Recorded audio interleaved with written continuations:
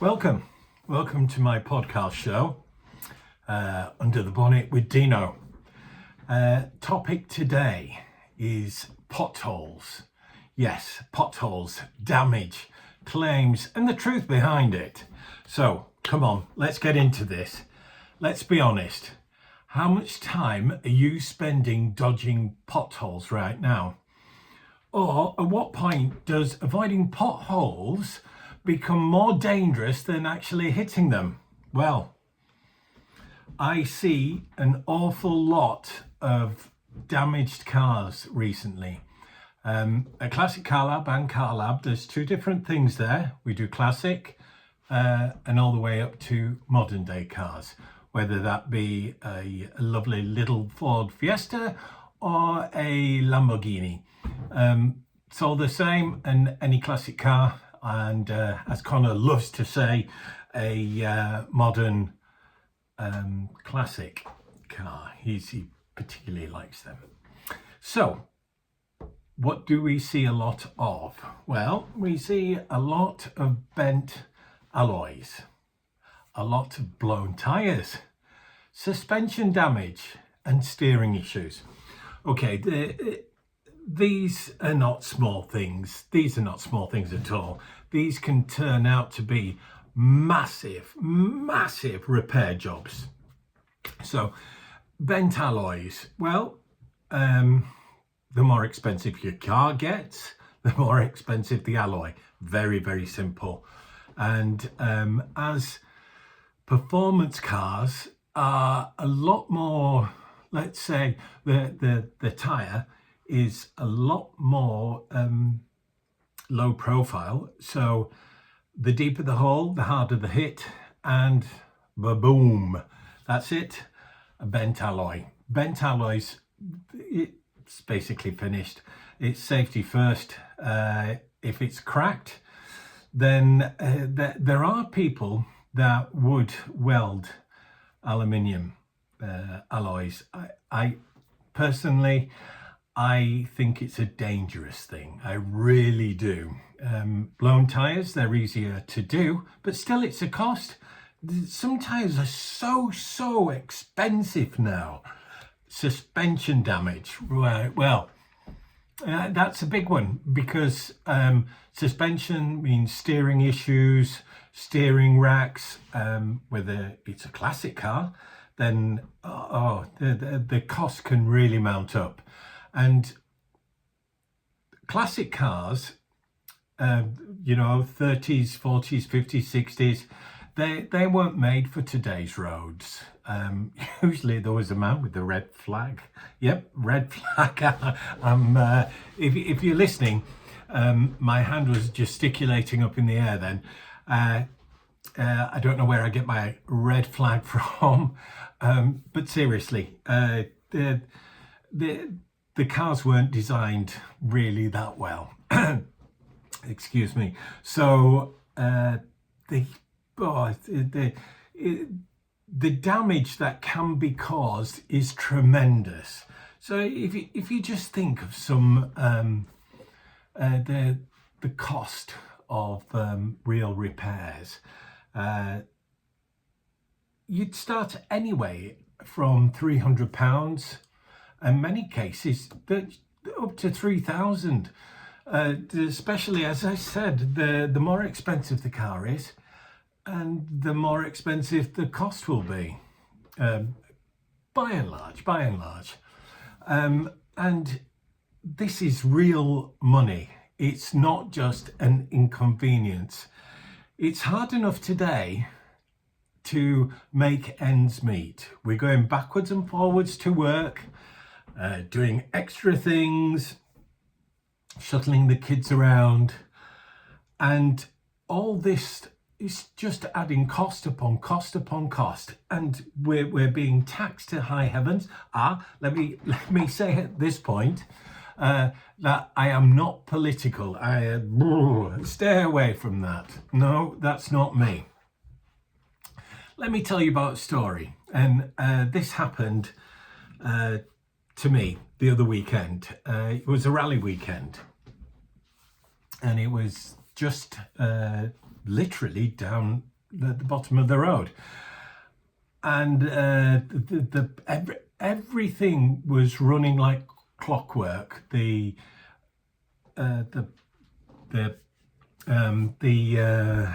people who were organising the race were absolutely excellent.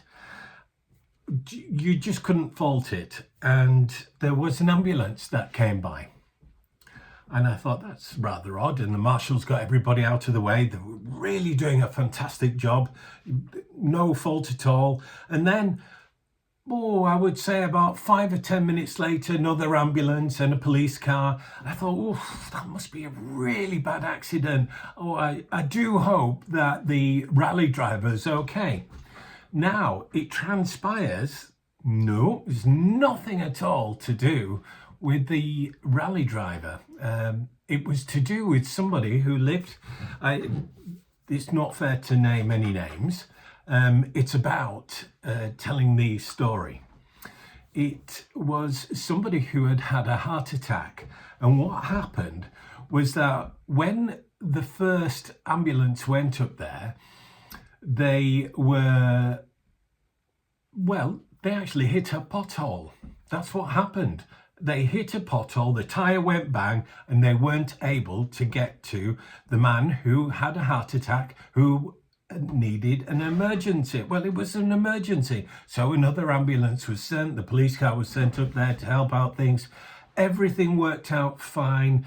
Thank goodness that the gentleman recovered, and that was it. It's not the key though, is it here? It's not the key. It's when the emergency services are getting caught out, it's not just frustration, it's a safety issue. And there are many safety issues, many. If you think about a cyclist, now I won't get into cyclists and saying they should be paying road tax, but the connotations of this, if they hit a pothole and they swerve into a car, or if the car hits a pothole, swerves into a cyclist or a pedestrian, then the consequences, the litigation behind this is enormous. Which way do you turn? Is the insurance company that has the car going to turn towards the cyclist or the pedestrian because they were moving out of the way? Which way do you turn? And it's something that I feel really strongly about, and it's such a mess. It's such a mess. Everything is such a mess. There is no clear definition of what you should do. So I have launched the petition. Now, I'm not promoting my petition because it probably will get really boring, and it hasn't been accepted by Parliament yet. So fingers crossed that my petition will get through. It's a national pothole repair standard and fair compensation system. So it's simple. The simplest things in life are great, and I would like to make it as such to do this. I will tell you when it comes into play. When that's something, isn't it? I've got full faith in myself that I'm going to get through with this, because nobody has managed to get through with a petition that's going through. So fingers crossed that it will get through, and I'll be there. I'll be there on the front line with my sticks and everything, and I will be there championing the cause, and hopefully we can get some momentum behind this, and I will be asking a few pals if they'll join me. There are many people who I have been introduced to through my career of cars, so I will be calling on them. Chris Evans, you are number one on my list. So let's hope we can get through this. and get the petition through. It would be fantastic. It really would. And to maybe even get Jeremy Clarkson, Mr. Clarkson, if you are listening, I would love your help. I really would. So the point of this is that we're going to have to push our local MPs. Robbie Moore, the chap who does the West Yorkshire side of this area, he's really good. He's quite proactive. We're based in Otley, which is just outside West Yorkshire. I actually live outside of Richmond, North Yorkshire, and I have the fantastic Rishi Sunak. You may remember him. That is our local MP, so I will be championing him and asking him for his help. Our roads are not too bad round here, but then again, it's not about that. It's creating a national standard. And just talking to local MPs and pushing it and building pressure up. Staying neutral is very important, and growing awareness of locally and nationally what's happening out there. So we do have to push this. So what actually happens if you do hit one? The reason for this podcast is to genuinely help you. I have taken it upon myself to read it into this, and I have created a form, and it's a free form. Everything is free, and this form can be downloaded. I'll give you the address at the end of this podcast where you can click on to and look at our helpful tips. But what I'm going to do is go step by step through this process, and it's just a short process, and I'll guide you through the stages. And the most important thing is that it is free, and being a Yorkshireman and things being free, or Yorkshire Italian, I was born in Bradford, but I am British, and I'm very excited to be British. Digressing again. So what happens if you should hit one? Right, so step one, I've got these in various steps, and it's very clear that you can read about them on the link, as I said, is that the main thing is that you're safe. Hitting one is quite a scary thing to happen. It's not good. It's quite frightening. And the first thing that you should do is stop somewhere safely. Make sure, look around that nobody's hurt, or the car is put safely to one side, and check that the car is safe. Now, I know it's very difficult to understand how you would check if the steering is safe, but what you can do is, in the first instance, check the tyre, check the alloy, check the steering, move it left to right, make sure that the brakes do work. The two most important things on a car are brakes and steering. After that, you goodbye. So look at the evidence. We all have a mobile phone nowadays. Well, most of us do. Take pictures of the pothole. That's very, very important. Then document where it is. Take wide angle shots of all the areas. Photograph the damage. See if you can do anything to scale.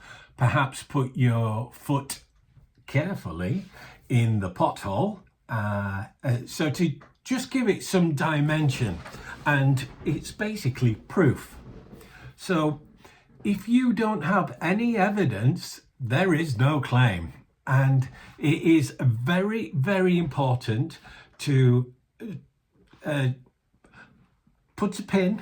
I'm just saying put a pin. When I say put a pin, see if you can mark the location on your app. If not, take the take the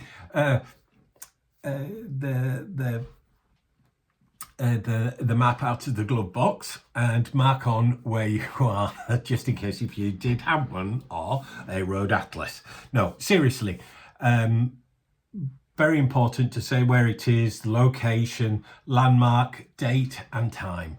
Very, very important.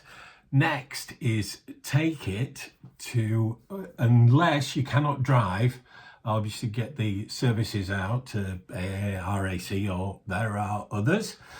But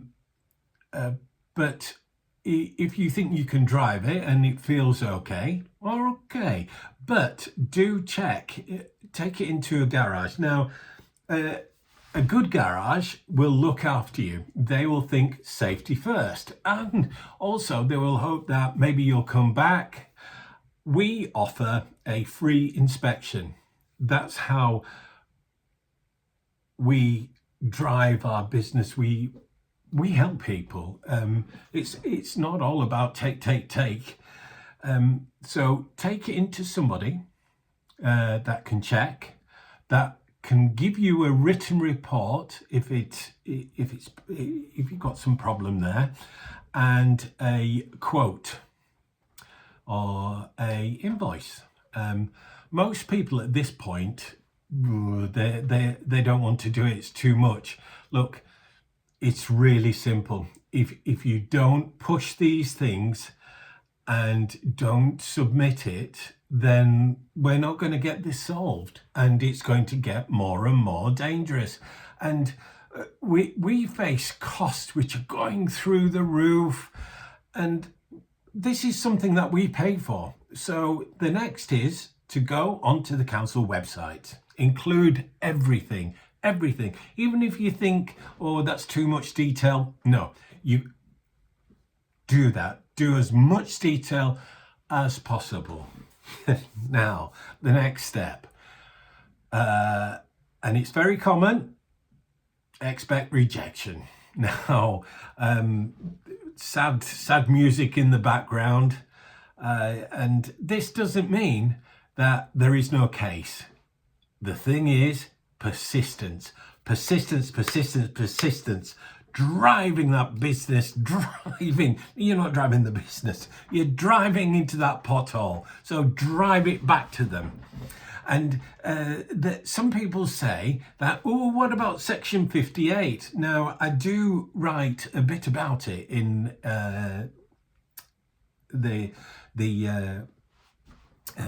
sorry, I'm getting so excited about this. The link, and many people use this and say, oh, well, there's Section 58 here. And Section 58 basically is the council's legal defence. They say we're not responsible, we maintain the road properly. Okay, so these are the questions. Come on, these are the questions that should be asked. When was the road last inspected? Was the pothole reported?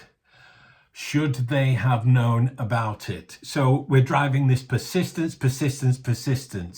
What it means, if they prove a system is in place, the claim is rejected. So do not give up at this point. Section 58 does not mean that they are right. So when you can still win with poor inspection, previous reports ignored, defect, and records that don't add up. So your key line is Section 58 is not a brick wall, it is a deep pothole. It is a deep pothole. It just means that you need better evidence if they reject you, and do not give in. So, common myths. If it was reported, you can't claim. Not true.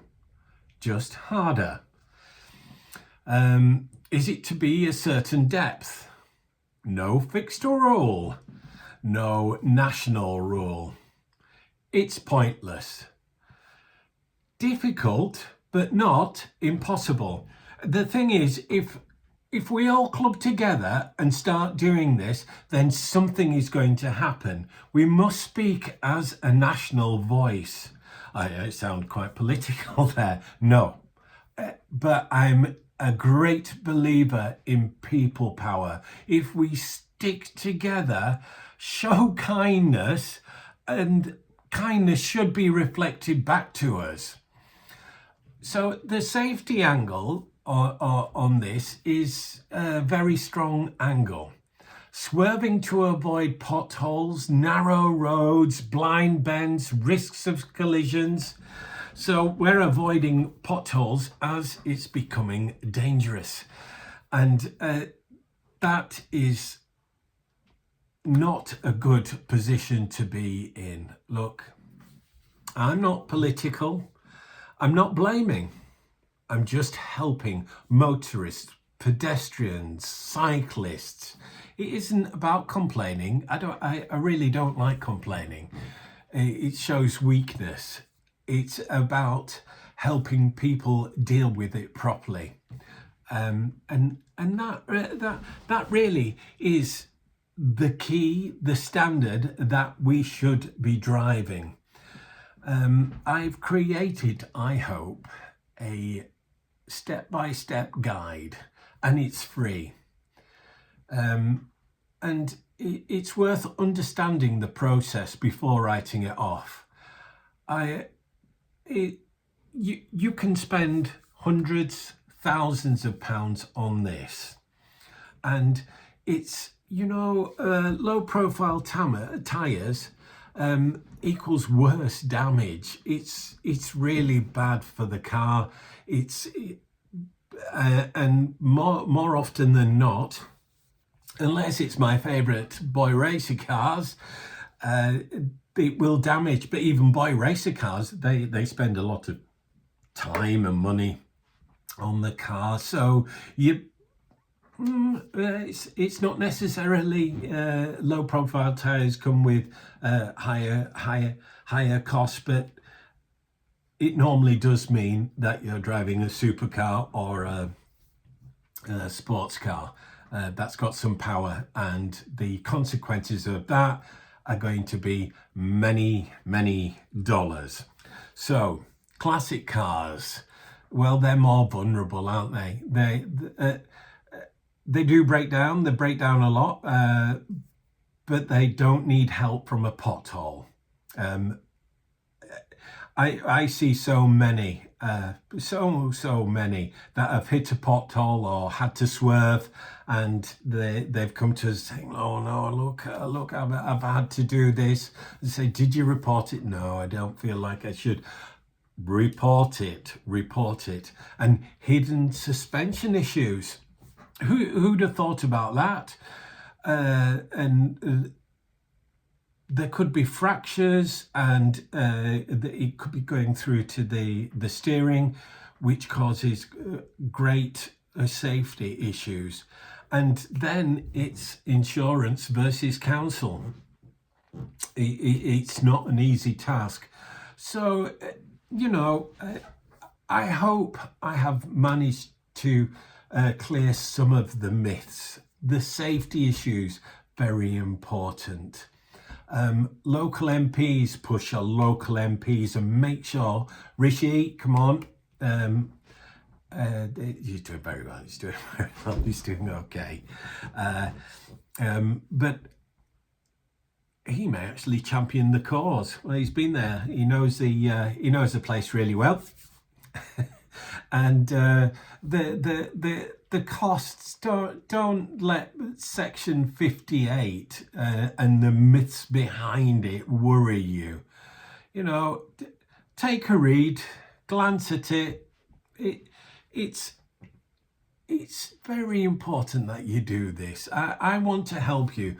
People have helped me, and the kindness that I have experienced of humankind is second to none. I've in the last few years, the kindness that has been shown to me has just been absolutely tremendous.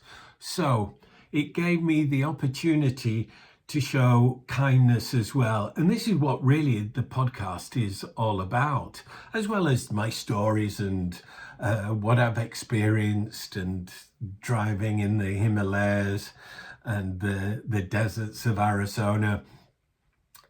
Yes, that is exciting. But I also want to help. And even by just doing this and championing this cause, well, let's make a difference. Let's make a difference to your life. Let's not put money back into the council pothole and not let them fill it, because it's a wasted time. We need to stick together as one. As I'm banging the desk here, look, my advice is have a read, see what you think. It's been shared so many times. That's why I thought I would do my inaugural podcast about potholes, because it's something that we can all help each other with, and that's what it's really about. Humankind, isn't it? It's not all about money. It's about help. So I hope I have helped you. Please contact me if you need any help. I'm happy to answer any emails, anything. Well, not quite anything. Let's stick to the subject of potholes, but I don't mind answering things about cars or businesses, or AI. I haven't even got onto that yet, but I will do, as I found it very interesting. Listen, you've been listening to me, Dino Under the Bonnet. Thank you so much.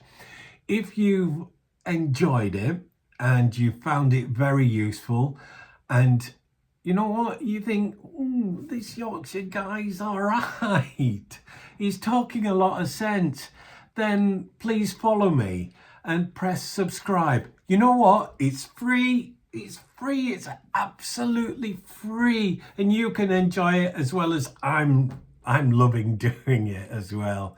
Okay, Dino Under the Bonnet. Thank you and good night.